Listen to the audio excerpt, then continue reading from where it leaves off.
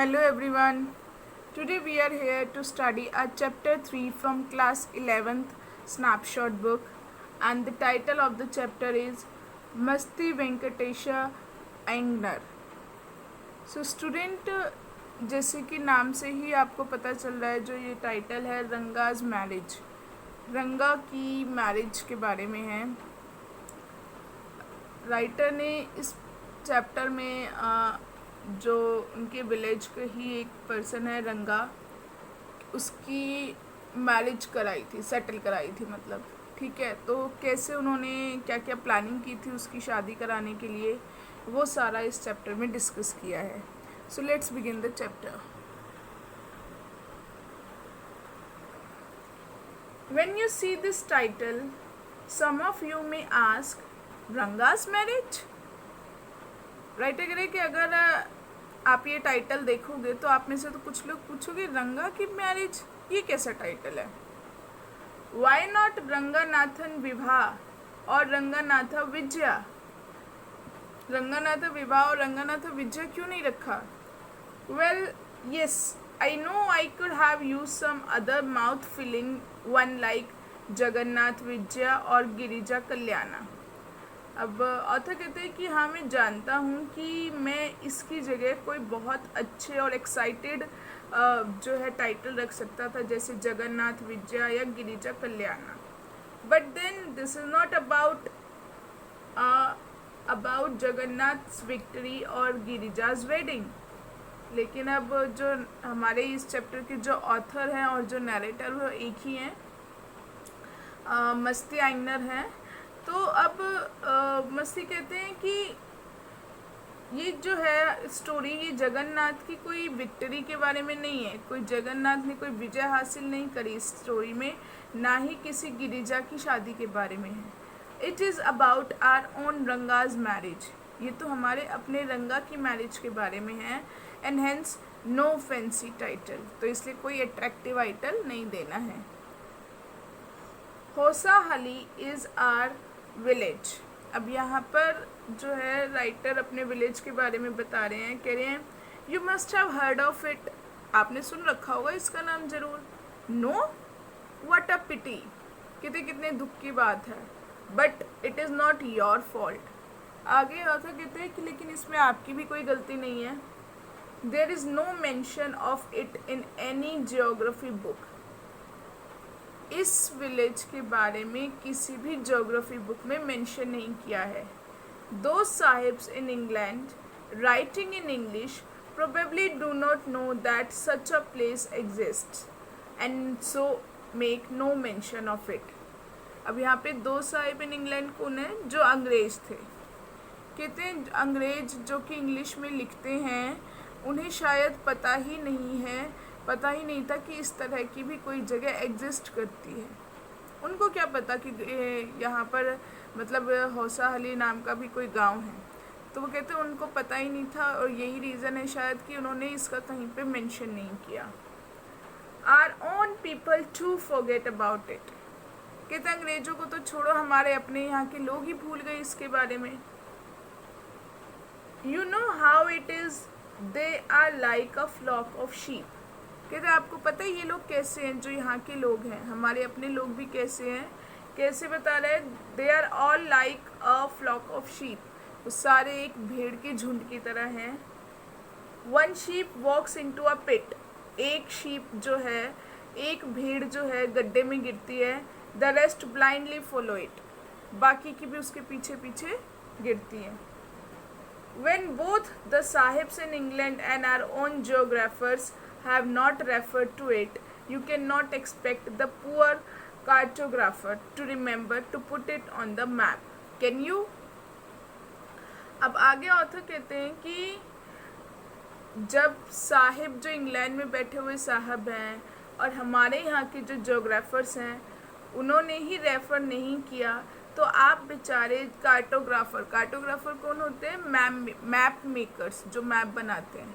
कहते तो आप बेचारे कार्टोग्राफर से क्या एक्सपेक्ट करते, क्या उम्मीद करते कि वो इसे याद रखेंगे मैप के लिए, मैप बनाते समय?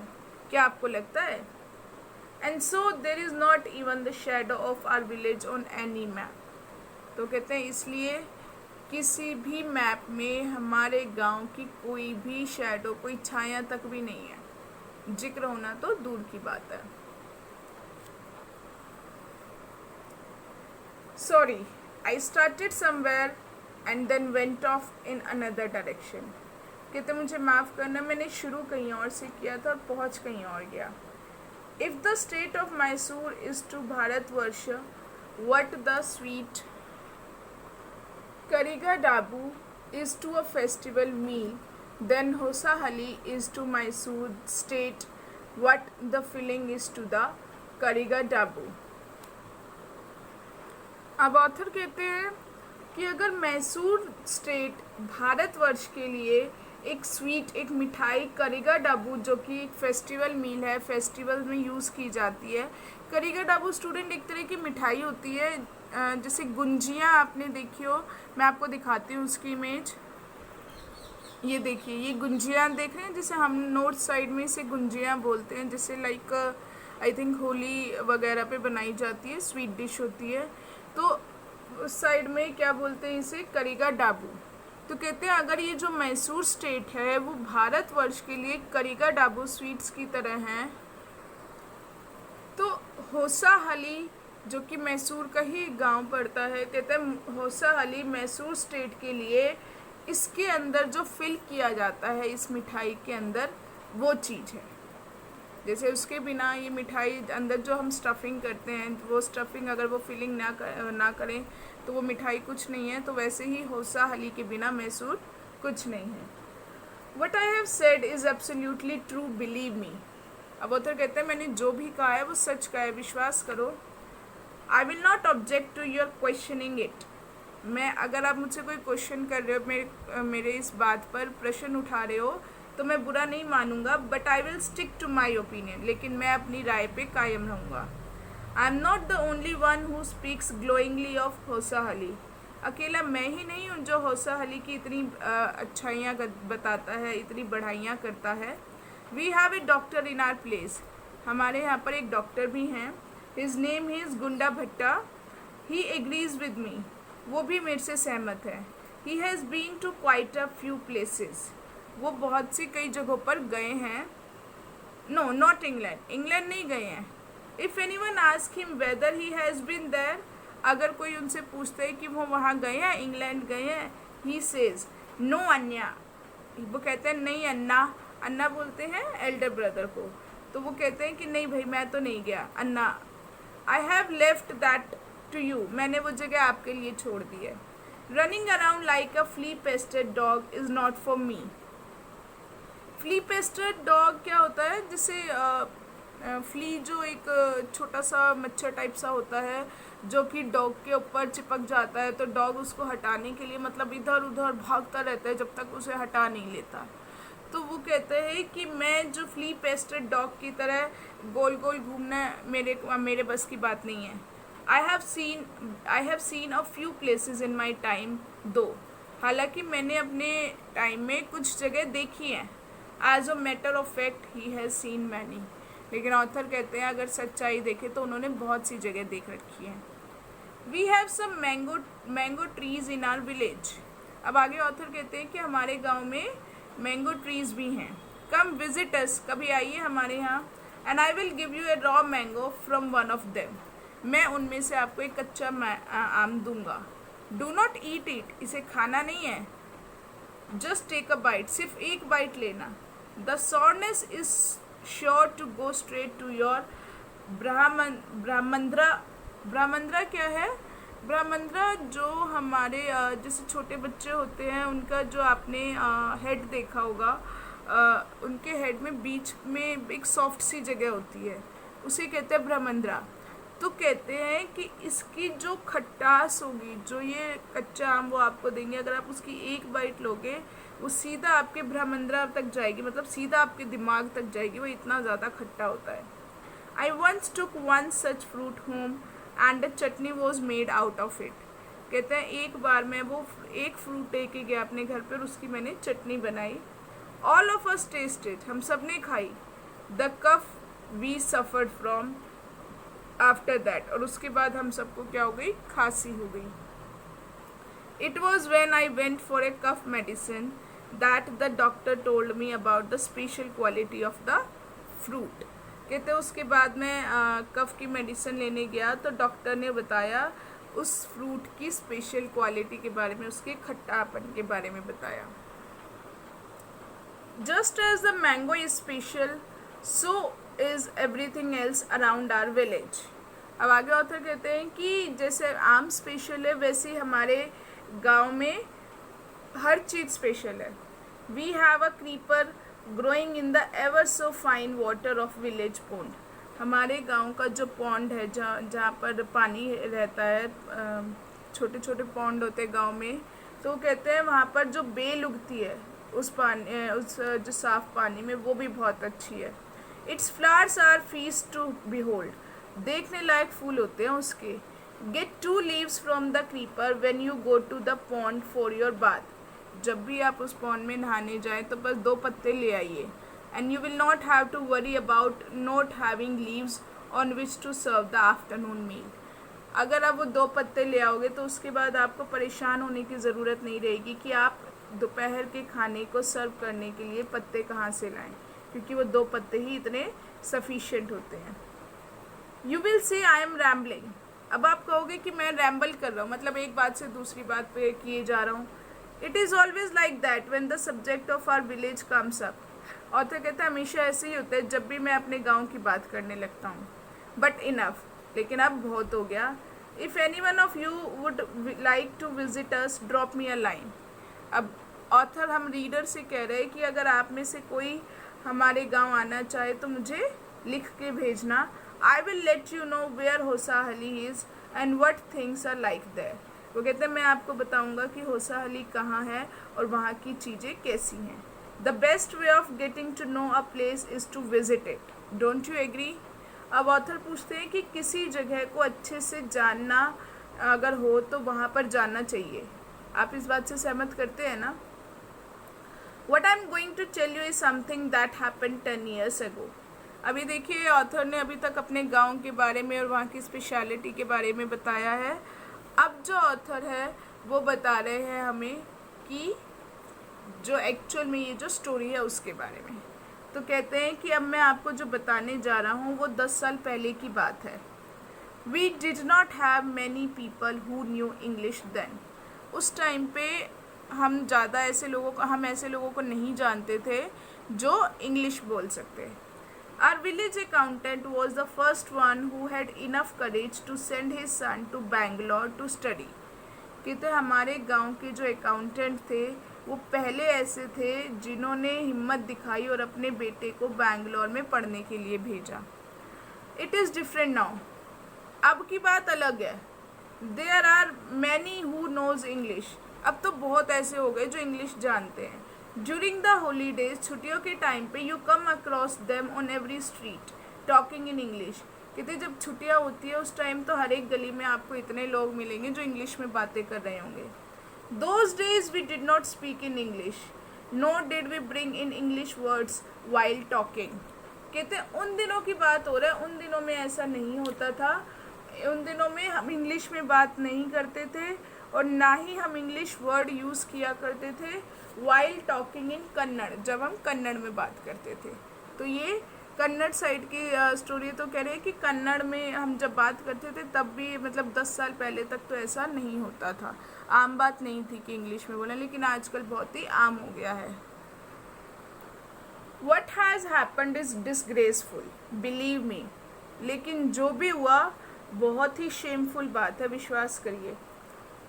The other day I was in Rama Rao's house when they bought a bundle of firewood.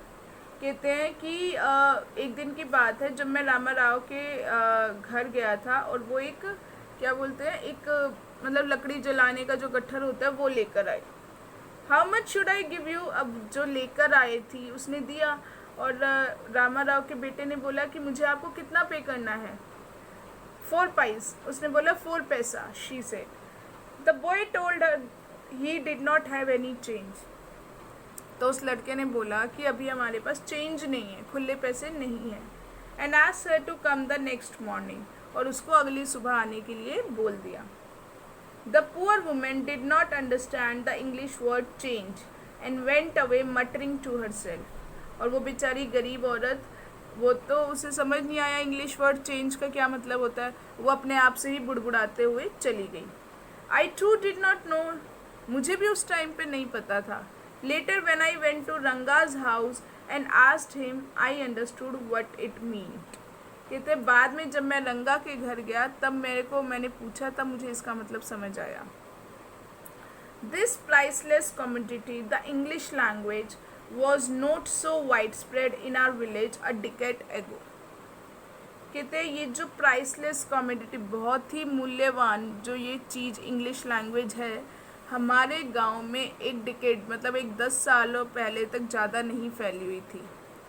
That was why Ranga's home coming was a great event. और यही वजह है कि जब रंगा घर वापस आया अपनी पढ़ाई पूरी करके, तो वो एक बहुत बड़ा इवेंट बन गया था। People rushed to his doorsteps announcing, "The accountant's son has come." लोग उनके घर के दरवाजे तक पहुंच गए और चिल्ला रहे थे कि अकाउंटेंट का बेटा वापस आ गया है। The boy who had gone to Bangalore for his studies here, it seems। ऐसा लगता है वो लड़का जो बेंगलोर में पढ़ने गया था वो आ गया है। And come, Ranga is here, let's go and have a look। अब सारे लोग बोल रहे कि चलो रंगा आ गया है, देखते हैं कैसा दिखता है वो। अब क्योंकि ऑथर के गांव में ऐसा पहली बार हुआ था कि कोई जो है बाहर पढ़ने गया था, तो इसलिए सारे जो लोग थे वो बहुत ज़्यादा मतलब एक्साइटेड हो रहे थे जब वो वापस आए कि चलो देखने चलते हैं कैसा लगता है वो, कैसा है। इस तरह से बातें करने लग गए और उसके घर के वहाँ पे सारे लोग पहुँच गए। Attracted by the crowd I too went to and stood in the courtyard and asked. अब कहते हैं भीड़ को देखकर मैंने सोचा क्या है मैं भी देखूं, और मैं भी वहाँ पर गया और घर के आंगन में खड़ा हो गया। मैंने पूछा why have all these people come. तब ऑथर कहते हैं मैंने पूछा इतने सारे लोग क्यों आए हैं यहाँ पर। There is no performing monkey here, यहाँ पर कोई बंदर का तमाशा तो हो नहीं रहा। A boy a fellow without any brain said loud enough for every one to hear, what are you doing here then. अब एक लड़का जिसका दिमाग नहीं था, उसने बहुत इतना चिल्ला के बोला कि सबको सुनाई दे। उसने बोला अगर मंकी बंदर का तमाशा नहीं हो रहा तो तुम यहाँ क्या कर रहे हो। A youngster immature and without any manners. अब ऑथर कहते हैं कि एक छोटा बच्चा है और इमेच्योर है और बिल्कुल भी मैनर्स नहीं है जिसमें। Thinking that all these things were now of the past I kept quite. अब कहते हैं कि ये सारी चीज़ें बीत चुकी हैं तो बोलने का कोई फ़ायदा नहीं है, तो इसलिए ऑथर जो है चुप हो गए। Seeing so many people there, रंगा came out with a smile on his face। इतने सारे लोगों को देखकर रंगा जो है स्माइल करता हुआ बाहर आया। Had we all gone inside, the place would have turned into what people call the black hole of Calcutta। अब देखो वो ऑथर ने बताया कि भाई यहाँ इतने सारे लोग जो मिलने आए थे, उसे देखने आए थे, तो उन सबको देखकर रंगा बाहर ही आ गया उनसे मिलने के लिए। तो ऑथर कहता है कि अगर हम सारे अंदर चले जाते तो ये जो प्लेस है ना, जो जगह थी, जो उनका घर था, वो एक कलकत्ता के ब्लैक होल की तरह हो जाता, जिसे लोग ब्लैक होल बोलते हैं कलकत्ता का। मतलब आपने सुन रखा होगा कलकत्ता में एक ब्लैक होल करके एक जगह है, मतलब एक छोटा सा कमरा है। माना जाता है कभी किसी टाइम पर वहाँ पर मतलब 150 के अराउंड जो अंग्रेज़ थे उनको बंद कर दिया गया था। बहुत छोटा सा कमरा था वो, और सुबह के टाइम मतलब अगले दिन जब वो खोला तो उसमें सिर्फ 23 लोग ही बचे थे, बाकी सबकी डेथ हो गई थी। तो वो ब्लैक होल उसको बोला जाता है, उस जगह को, उस जो वो छोटी सी काल कोठरी है जिसे, उसे ब्लैक होल बोला जाता है।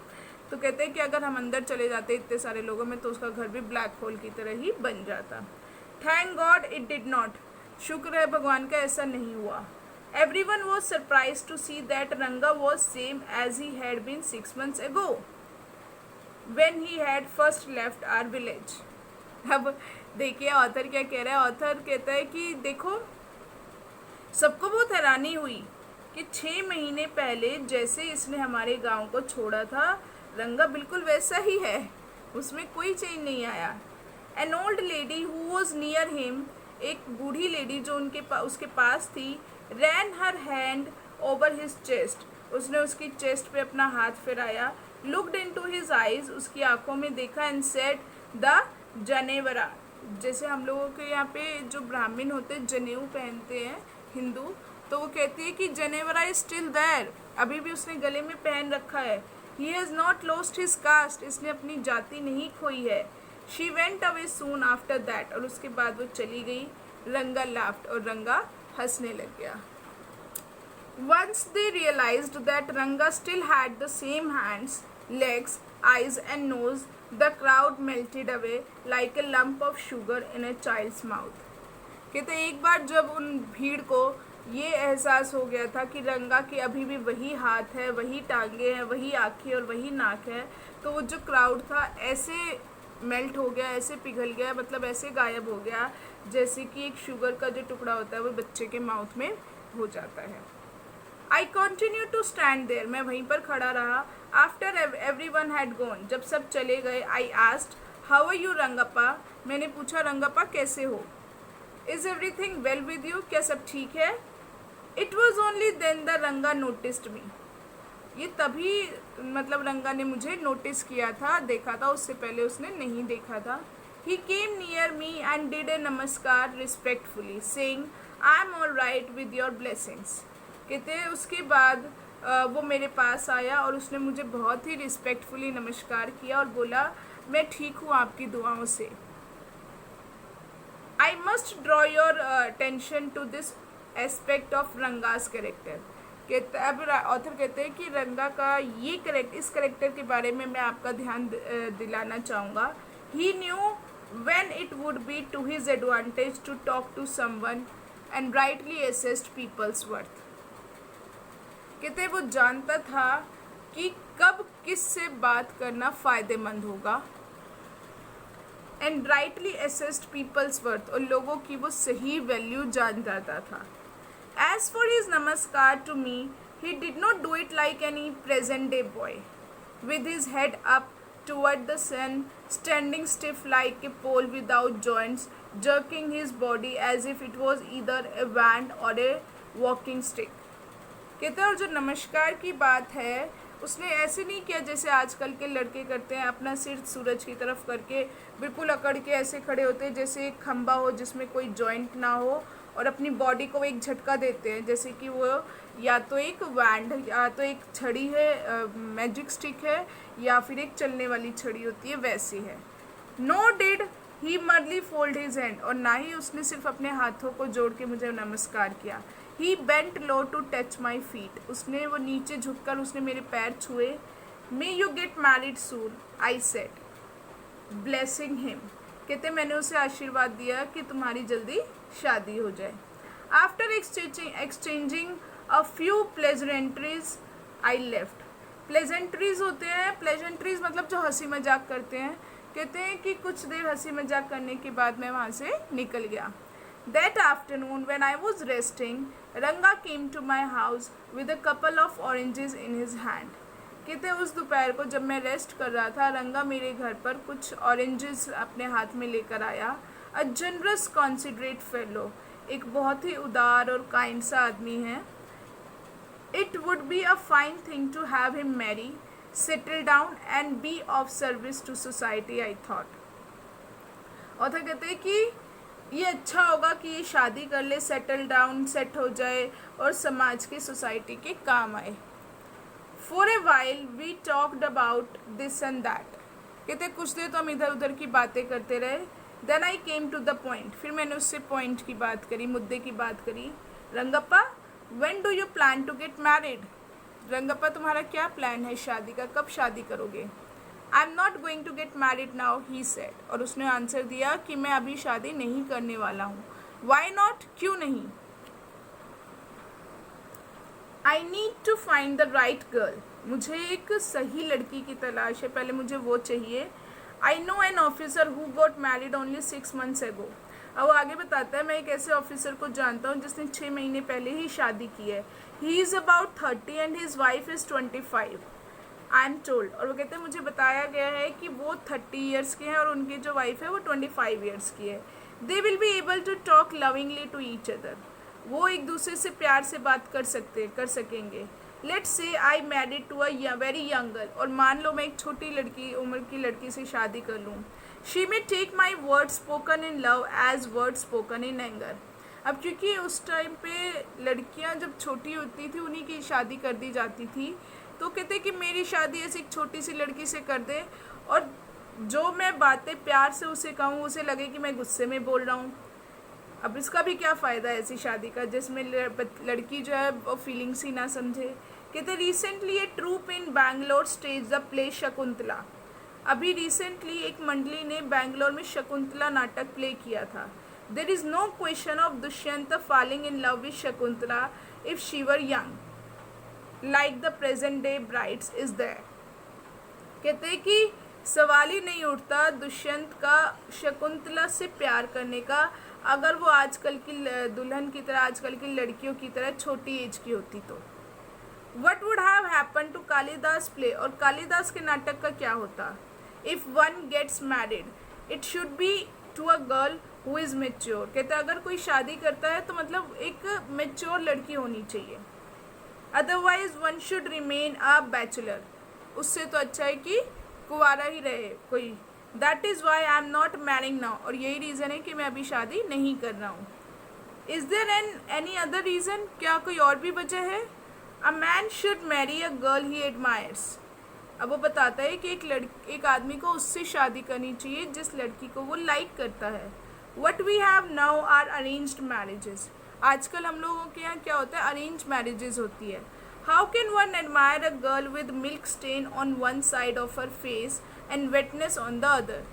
कहते हैं हम उस लड़की को कैसे लाइक कर सकते हैं जिसके फेस पर एक तरफ तो आपको मतलब जो है मिल्क दूध के निशान दिखे, और दूसरी में आपको वेटनेस गीलापन दिखाई दे, और so young that she doesn't even know how to bite her fingers. और वो इतनी छोटी होगी कि उसको ये भी नहीं पता कि अपने नाखून कैसे चबाने हैं। One a Neem fruit and other a bitter gourd. कहते हैं एक आपको नीम लगेगा और दूसरा आपको करेला लगेगी। एग्जैक्टली रंगा सेड लाफिंग, और इस तरह रंगा ने बोला और हंसने लग गया। तो इस समय तो ऑथर ने भी रंगा की बातों में ही हाँ में हाथ मिला दी। जैसे उसने बोला कि ऐसी लड़की से कौन शादी करेगा, छोटी लड़की एज की लड़की से, तो ऑथर ने भी बोल दिया हाँ एक तो नीम लगे दूसरा करेला लगेगी, किससे करेंगे शादी। तो वो भी रंगा बोलता है एग्जैक्टली हाँ ऐसे ही है, तो वो हंसने लग जाता है। अब इसके बाद देखिए वो कह रहा है I was distressed that the boy who I thought would make a good husband. कितने मैं थोड़ा सा निराश हो गया था ये सोचकर कि इस तरह का लड़का एक अच्छा हस्बैंड बन पाएगा। Had decided to remain a bachelor, या फिर उसे कुंवारा ही रहने देना चाहिए।